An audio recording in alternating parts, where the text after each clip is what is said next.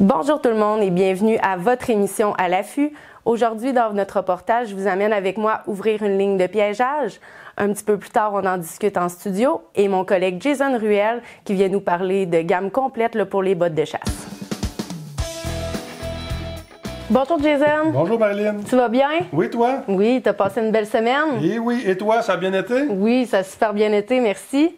Je pense que tu vas nous parler de bottes aujourd'hui? Oui, on en a emmené plusieurs. On peut s'y perdre assez facilement. Là-dedans, il y en a tellement de modèles. Tellement, puis pour tous les besoins aussi. Hein? Tous besoins, tous les goûts, le trapage, la pêche, la chasse. On va essayer de démystifier ça un petit peu. On va commencer par le modèle de la botte traditionnelle de caoutchouc qu'on met pour les cabanes à sucre, qu'on met pour la pêche, qu'on met un peu pour tout, dans le fond. Ça, c'est un modèle avec un feutre à l'intérieur. C'est une botte qui est quand même assez chaude, mais qui ne respire pas. Fait que les personnes qui transpirent des pieds, des fois, ça peut être une problématique. Ils vont geler des pieds s'ils mettent ça pour la chasse. Le feutre est bien pratique dans ce cas-là. Au moins, ça nous permet de le sortir. Exactement. De le faire sécher. Ou d'en acheter un deuxième pour avoir un spare. Fait que ça, cette botte-là, on peut l'avoir dans la teinte camouflage, puis on peut l'avoir dans la tête vert. OK. Ceux-là qui ne sont pas chasseurs, mettons, pour la cabane à sucre. La cabane à sucre, le bois, le 4 roues. Exactement. Est-ce que tu as des modèles, j'imagine, hommes et femmes? Oui, il y a des modèles hommes et femmes là-dedans, parce que, veux pas, c'est un modèle qui est fait assez ample, fait que ça tient pas ton pied. Fait que pour une femme, on ne peut pas prendre un modèle d'homme, sinon ça galocherait trop. OK. Exactement. Risque de blessure. Puis, oui. Dans mon deuxième modèle ici, c'est une nouvelle technologie depuis une couple d'années, ça s'appelle l'EVA. OK. Ça remplace le caoutchouc, beaucoup plus léger et moins de chances que ça fende. Le caoutchouc, à long terme, à force de se faire plier, il craque. Le froid. Ça ne craque pas. OK. Fait que c'est une botte encore là avec un feutre qui est isolé, qui est chaud, mais encore là, c'est une botte qui ne respire pas. OK. Fait que pour les personnes qui transpirent des pieds, c'est pas l'idéal. Mais point de vue poids, ça pèse rien. Et imperméabilité. Et imperméable. Dans ma troisième paire de bottes ici, c'est des bottes en néoprène. C'est une botte qui est quand même très légère aussi. Pas beaucoup d'isolation, par contre, c'est une botte faite pour septembre, avec le haut est en néoprène ici. Fait que ça fait une botte qui est plus flexible. En étant plus flexible en haut, fait que c'est moins dur sur nos jambes. Et puis en même temps, c'est une botte qui est plus ajustée au niveau des chevilles. Fait qu'elle tient bien quand on va marcher. Bien le pied. Fait que c'est vraiment conçu pour faire de la marche. À la Sauvagine, j'ai l'exemple parce que j'ai des bottes presque pareilles. Puis c'est le même principe. Là, ça garde bien, ça l'empêche que tu aies le pied mouillé. C'est bien serré au niveau de la cheville. Souvent, on peut marcher dans des fossettes ou dans des champs de labour qui sont pas toujours stables non plus. Fait que c'est bien là, d'avoir un bon support au niveau de la cheville. Oui, exact. C'est en plein ça.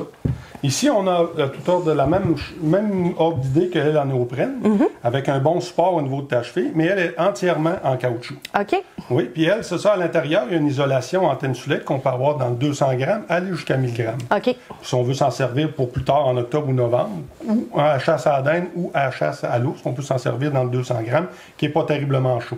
Quand tu me dis 200 grammes, pas terriblement chaud, j'imagine plus le chiffre est élevé, plus la botte va être chaude, justement. Exactement. Plus que le chiffre monte, plus que ta botte au niveau du pied ici est isolée. OK, parfait. Puis ça aussi, c'est un peu quand même une botte qui respire pas énormément. Respire pas énormément. Fait que l'inconvénient, n'ayant pas de feutre qui s'enlève, il faut avoir un sèche-botte pour les faire sécher. Donc, c'est son inconvénient. Je vois qu'ici, derrière, là, c'est équipé vraiment pour avoir un confort au niveau du mollet aussi. C'est pas toutes les bottes. Un confort aussi pour le mollet, puis en même temps, pour passer, si on veut rentrer nos culottes de chasse à l'intérieur. Ajustable. Ils font avec une courroie comme ça, comme on peut l'avoir avec un zipper à grandeur. OK. Ça dépend vraiment un petit peu du choix du client, qu'est-ce qu'il a le goût d'avoir dans les pieds. Après ça, on tombe dans les bottes à lacets.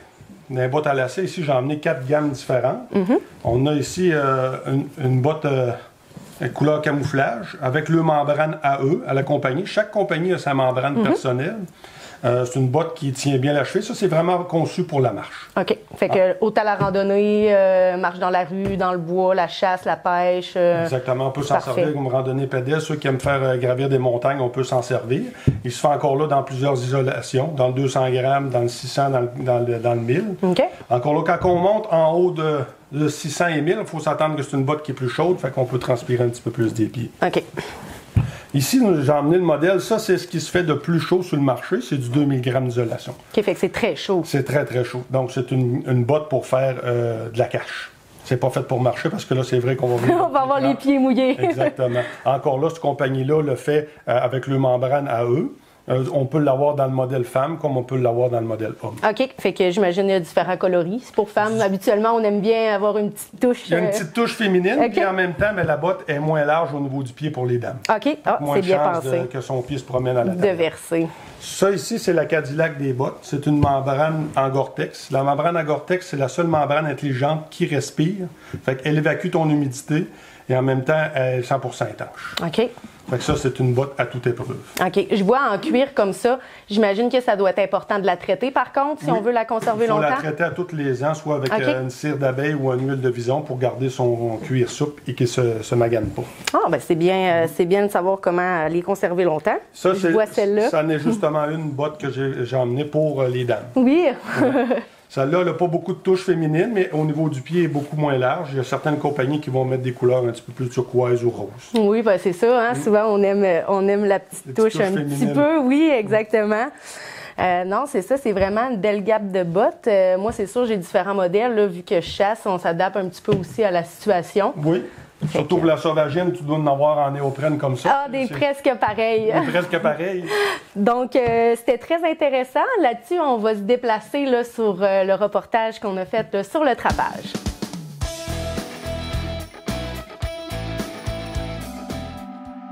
Je m'appelle Marilyn Soucy. Je suis représentante d'une compagnie de chasse, mais je suis un petit peu touche-à-tout. Je trappe, je pêche, je chasse aussi. Fait que présentement, c'est ça, on est à Lister.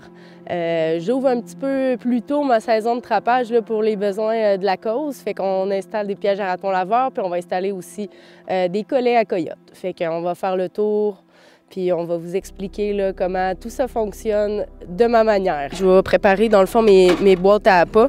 Je m'en sers pour le raton laveur, le pécan, moufette, tout ce qui va avoir le goût de venir manger là, dans la boîte. Fait que je me passe une petite broche. Moi, j'aime prendre un bout de viande. Là, présentement, j'ai pris un morceau du dindon que j'ai chassé hier. Fait que là, comme on voit mon appât, il ne bougera pas de là. Comme vous voyez, là, j'ai des gants présentement dans les mains. Les gants que je manipule les appâts, ça ne va jamais être les mêmes gants que ceux que je vais mettre pour installer mes pièges parce que sinon, ça laisse des odeurs inutiles. Je me suis gardé encore un morceau de dindon avec la peau, avec du sang. Fait que c'est surtout pour créer un visuel. Des fois, ils aiment ça voir. Ils sont pas fous non plus. Ils le voient quand il n'y a rien dans la boîte. Là, des fois, ils vont venir pour l'odeur, mais d'autres fois, c'est bien de créer tout le temps un visuel. Comme vous voyez, le fond de ma boîte est fait en grillage. Fait que ça permet de laisser passer les odeurs. Ça me permet de voir aussi si j'ai encore un appât. Fait que comme ça, le vent va circuler au travers de la boîte. Fait que ça amène les odeurs un petit peu partout ici. Ici, c'est un endroit qui a énormément de ratons laveurs. Fait que je serais même pas surprise qu'on les installe aujourd'hui. Puis que demain matin, j'aille déjà 2 ratons laveurs. Fait qu'on va aller installer ça tranquillement. Puis après ça, on va mettre des pièges à l'intérieur. Mes pièges sont déjà crinqués puis prêts à être installés. Ils sont un petit peu rouillés, mais dès que je vais avoir une seconde, l'été prochain, je vais les traiter comme il faut. Fait que sinon, c'est sûr, ça risque d'endommager les fourrures, ces choses-là. C'est pas nécessairement le raton laveur qui va se sauver. Habituellement, il rentre dans la boîte, fait qu'il est bien pris, il va rester là. Mais on n'est jamais à l'abri d'un renard ou d'un coyote ou, si vous êtes un petit peu plus dans le nord, d'un ours, d'un loup qui veut partir avec votre prise. Fait qu'on va aller installer nos 2 pièges à raton laveur. Présentement, ceux-là, je peux garder les mêmes gants. Raton laveur, c'est pas un animal qui va être farouche aux odeurs. Mais quand on va tomber dans le coyote tout à l'heure, là, je vais changer mes gants, puis après ça, on ne touche plus à rien.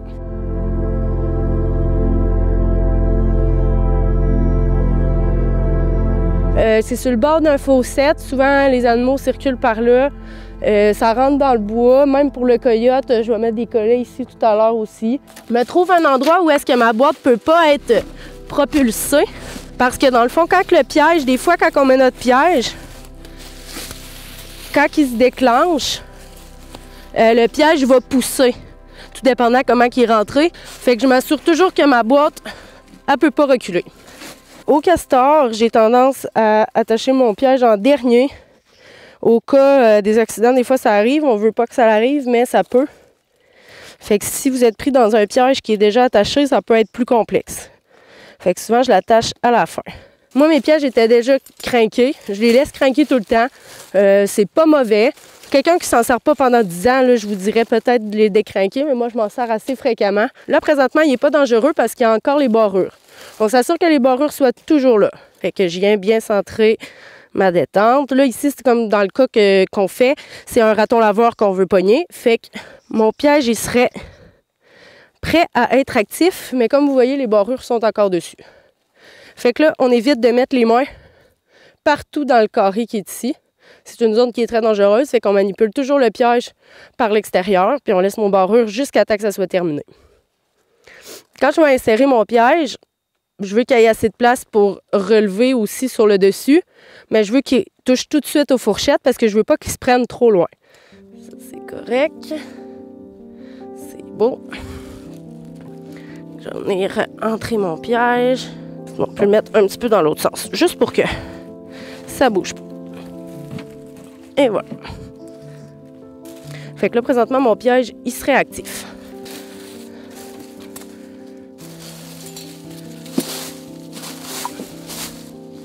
Quand on active nos pièges, on s'assure aussi d'être toujours sur un sol qui est stable. Ça donne une chance. Et que, regardez, ça, c'en est un bon exemple. C'est une broche que j'ai mis l'année passée. Fait que c'est même pas une vieille broche. Là, je l'avais coupée puis je l'avais laissée là, mais... vous voyez, là, je pognerais un coyote avec ça. Fait que là, à force de tirer, puis tourner, puis forcer après, ben, il risque de casser la broche. Fait qu'on la change. J'ai des broches, des collets, tout est prêt à l'intérieur. J'ai ma pince pour mes pièges. Quand je ramasse mes collets, je les range tout le temps comme il faut, tout ensemble. Fait qu'il n'y a rien qui sent. Ça sent le bois, puis ce qu'il y avait l'année passée. On voit vraiment bien, là, ça, c'est un collet qui est prêt à être installé. Là. Je m'assure que mon ressort soit par le bas, que ce soit naturel, puis qu'il soit prêt à être déclenché. Fait que le coyote, il va rentrer là-dedans. Lui, ça va naturellement se fermer. Là, je le ferai pas au complet parce que je veux pas qu'il déclenche. Quand il va arriver au bout, il va donner un coup, puis ça va ouvrir ce ressort-là. Ça va venir compresser la trachée du coyote là, de quasiment 3 pouces de plus. Là, en ouvrant, ça rouvre beaucoup. Fait que ça fait un 2-3 pouces de plus. Fait que ça vient fermer. Là, il y a très peu de chance de survie. C'est un exemple parfait de barrure là, que j'aime pas du tout utiliser. C'est sûr que ça gèle pas, mais dans le temps, il y avait ça. Mais maintenant, il existe tellement des meilleurs mécanismes. Fait que, oui, il y a un meilleur ressort de compression, mais la barrure vaut pas grand-chose. Si on se prend dans un piège ou des choses comme ça, avec une corde, si on n'a pas notre pince proche, on peut toujours s'en sortir. Coupe-câble, en cas de prise de coyote ou même si on a besoin de couper un fil rapidement. Très important d'avoir ça. Barrure de sécurité pour mettre avec nos pièges. Là, présentement, je n'ai plus de besoin, mais je traîne tout le temps aussi une paire de pinces pour couper ma broche. Fait que dans mon sac à dos, je m'assure que j'ai tout. Là, présentement, il y a quand même de la végétation, mais l'année passée, c'était une place que j'avais spotée. C'est pour ça que j'avais laissé ma broche, justement. Je voulais absolument leur remettre un collet ici. Ça circulait beaucoup. Fait que je m'étais laissé une broche pour bien voir. Là, présentement, il y a de la végétation. Mais mec, il tombe un petit peu de neige, ça va tout être écrasé. Puis les coyotes, ils passent là. On l'attache en 8. Je repasse ma broche à l'intérieur. Je m'assure que ça ne déclenche pas mon ressort. Je retire mon collet. Fait comme ça, le collet est vraiment pris dans ce qu'on appelle en 8. Il faut toujours que la tâche de votre collet soit sur le dessus aussi. Ça permet de mieux maintenir votre collet en place. J'ai remarqué que les coyotes se promènent, plus qu'on approche des appâts, les coyotes ont la tête à terre. Fait que si vous les mettez trop haut, proche de vos appâts, les coyotes, ils vont avoir tendance à passer la tête en dessous. Ils vont sentir quelque chose sur le dessus de leurs oreilles, ils n'aimeront pas ça. Puis il y a des chances qu'ils ne repassent plus à cet endroit-là. Fait que quand je suis proche de mes appâts, je ne le mets pas aussi haut, mais sinon je le mettrais environ 10 à 14 pouces du sol. De là, l'importance d'avoir des broches qui sont assez longues. Il va être ici, il n'aura pas du tout brisé ma passe. Mon installation va être bien bonne pour remettre un collet ici, puis ça ne paraîtra pas qu'il y a une bête qui a été prise. Puis comme je vous disais, là, j'ai plein de petites branches comme ça, du petit feuillage là, que vous pouvez venir suspendre sur votre collet, puis ça fait super subtil. Mais regardez, des arbres, ça pousse vite quand même. La broche, elle n'a pas été là longtemps, puis on voit que ça a magané l'âme quand même. Là, je l'ai déloussé. On veut aussi qu'il soit pas trop serré, parce que s'il est trop serré, l'animal va forcer, puis encore là, ça a des chances de casser la broche. Il a beau tirer, ben au moins la broche, elle peut pas casser parce qu'il y a trop de friction. Là, je vais la détwister un petit peu. On passe notre collet. Des fois, on a manipulé beaucoup les collets, les broches, ces choses-là. Fait que c'est pour ça, justement, que je mets des gants qui sont propres, qui n'ont pas touché aux appâts. Des fois, on peut être pogné avec un coup de neige. J'aime mieux que mon collet soit un petit peu plus haut, puis de le manquer une fois qu'un petit peu plus bas, puis prendre de la végétation. Puis en même temps, l'hiver, des fois, c'est bien parce que ça protège en même temps votre barrure du gel. Ça fait quelques années, comme je vous disais, que je trappe ici aussi. Fait que c'est sûr que le terrain est déjà quand même un peu aménagé. J'ai des passes naturelles. Ça, c'est le genre d'installation que j'adore. Des fois, je cherche une passe. Puis, les coyotes, nous autres, on regarde de haut. On voit pas nécessairement tous les passages, mais les coyotes, eux, se promènent à un pied du sol, 2 pieds. Fait que souvent, juste de se pencher, tu vois le chemin où est-ce qu'ils circulent. Fait que là, comme ça, tout le foin, ça va écraser dans pas long. Fait que regardez là, comment c'est une broche que je vais venir enlever absolument. Puis je suis sûre que je ferai juste gosser après, puis elle va me casser dans les mains. Fait que ça, une broche comme ça, je change ça automatiquement.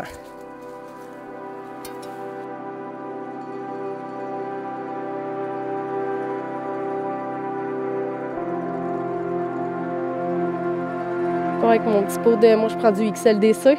Je taponne mes appâts, puis j'installe ça vraiment à la fin pour pas contaminer mon site. J'aime bien mettre des appâts en hauteur.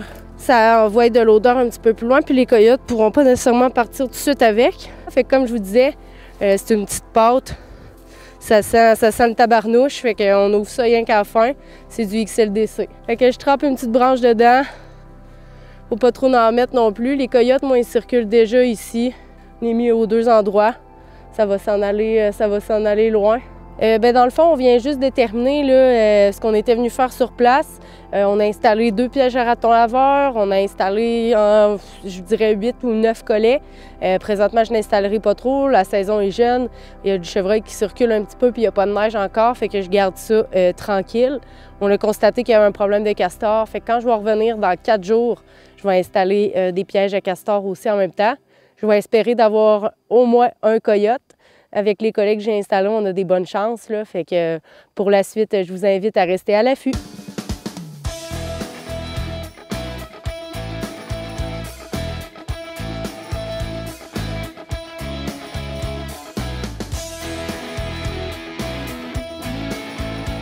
Super reportage, Marilyn, sur le trappage. Et depuis ce temps-là, as-tu récolté?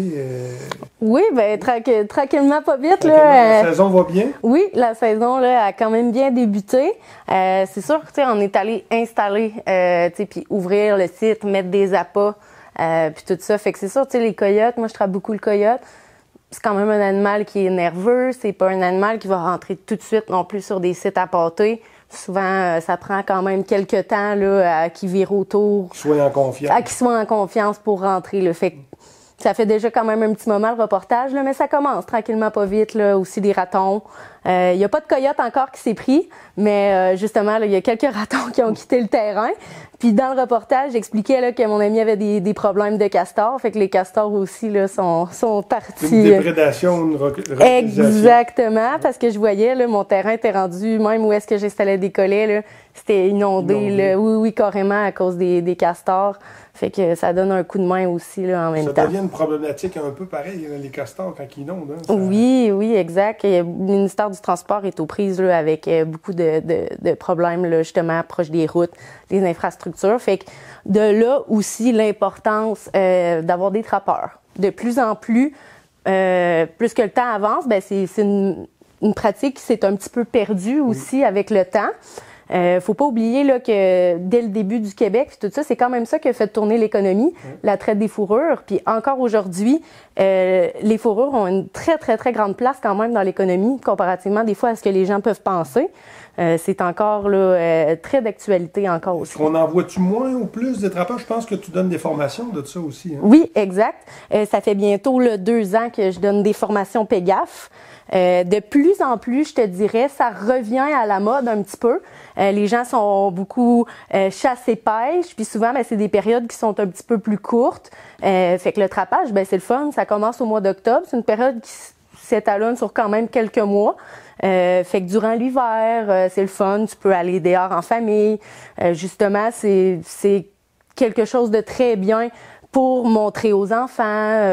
Ça fait une bonne gestion de la prédation aussi. Oui. Fait que ça donne un coup de main aux chevreuils, aux orignales, tout est aux dents. Ouais. Ils ont beau dindons sur la- Exactement, ouais. Ben, tu sais, le renard aussi, tu sais, on trappe un petit peu le renard, mais c'est quand même un très grand prédateur de la perdrix, du lièvre.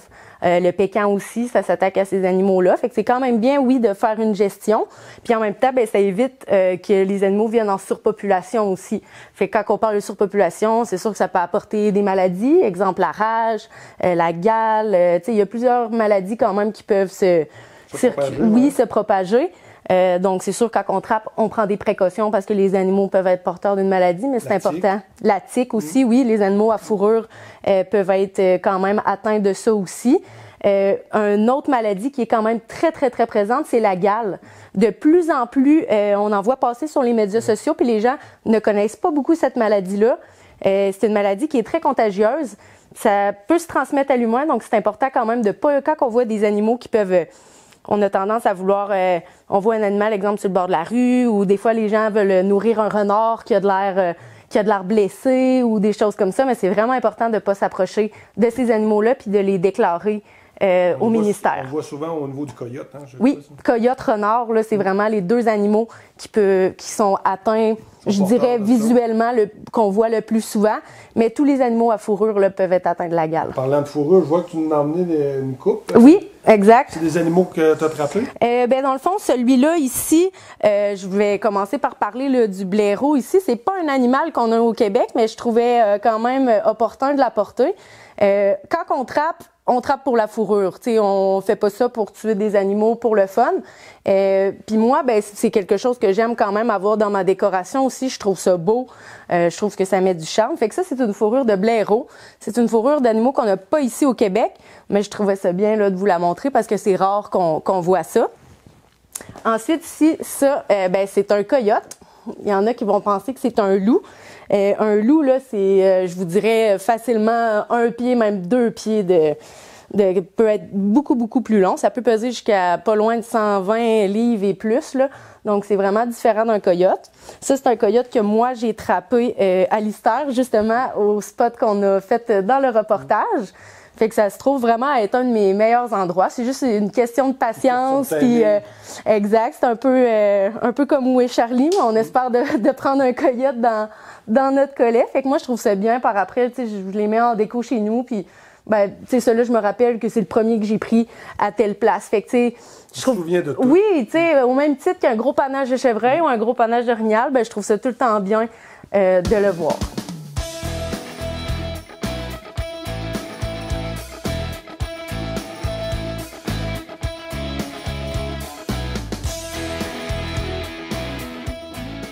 Donc, nous sommes déjà à la fin de notre émission.